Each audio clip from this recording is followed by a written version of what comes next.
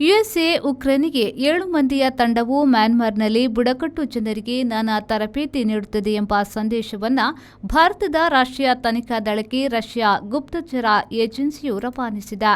ಈಶಾನ್ಯ ಭಾರತದ ವಿಶಿಷ್ಟ ಬುಡಕಟ್ಟು ಜನರು ಕೂಡ ಈ 7 ಜನರಿಂದ ಡ್ರೋನ್ ಮತ್ತಿತರ ತರಬೇತಿಯನ್ನ ಪಡೆಯುತ್ತಿದ್ದಾರೆ ಎಂದು ರಷ್ಯಾದ ಏಜೆನ್ಸಿಗಳು ತಿಳಿಸಿವೆ.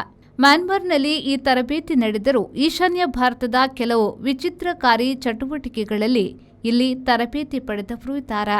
ಮಯನ್ಮಾರ್ ಬುಡಕಟ್ಟು ಜನರು ಕೂಡ ಮಿಲಿಟರಿ ಆಡಳಿತದ ವಿರುದ್ಧ ಹೋರಾಡಲು ಈ ತರಬೇತಿ ಪಡೆಯುತ್ತಿವೆ. 6 ಮಂದಿಯ ಪ್ರವಾಸ ಎಂಬ ಹೆಸರಿನಲ್ಲಿ ಬಹುತೇಕ ತಿಂಗಳಿಗೊಮ್ಮೆ ಎಂಬಂತೆ ಬುಡಕಟ್ಟು ಜನರು ಇರುವ ಬಹುತೇಕ ಗುಪ್ತ ಸ್ಥಳಗಳಿಗೆ ಭೇಟಿ ಕೊಡುತ್ತಿದ್ದಾರೆ. ಅಮೆರಿಕ ಸಂಯುಕ್ತ ಸಂಸ್ಥಾನದ ಮ್ಯಾಥ್ಯೂ ಅರೋನ್ ವಾನ್ ಡೆಕೆ ನಾಯಕತ್ವದಲ್ಲಿ ಈ ತಂಡ ಕೆಲಸ ಮಾಡುತ್ತಿದೆ. ಈತನನ್ನ ಗುರುತಿಸಿಕೊಳ್ಳಿ ಎಂದು ಕೆಲವು ಚಹರೆಗಳನ್ನು ಕೂಡ ರಷ್ಯಾದ ಏಜೆನ್ಸಿಯು ಭಾರತದ ಎನ್ಐಗೆ ಮಾಹಿತಿ ನೀಡಿದೆ. ಮುಖ್ಯವಾಗಿ ಜಾಮಿಂಗ್ ಪರಿಕರ ತರಬೇತಿ, ಡ್ರೋನ್ ಬಿಡಿಭಾಗ ಕೊಡುಗೆ ಜೋಡಿಸುವಿಕೆ ಅಲ್ಲದೆ ಕೆಲವು ಶಸ್ತ್ರಾಸ್ತ್ರಗಳ ಪೂರೈಕೆಯೂ ನಡೆದಿದೆ.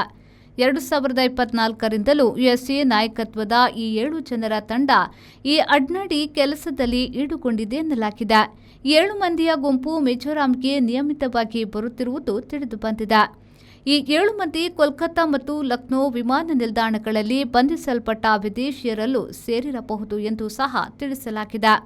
Von ಡೆಕೆ, maxim ವಾಂಚುರುಕ್, ಪೆಟ್ರೂ ಹುಬಾ, Suk ಮನೋವಸ್ಕಿ, Ivan ಸ್ಟೆಪಾನ್ಕಿವ್, ಮರಿಯನ್ ವೆವಿಯಾಕ್ Taras ಹಾಗೂ ಕಾಮಿಸ್ಕೋಯ್ ವಿಕ್ಟರ್ ಆ 7 ಮಂದಿ ಎಂದು ಸಹ ಸೂಚಿಸಲಾಗಿದೆ.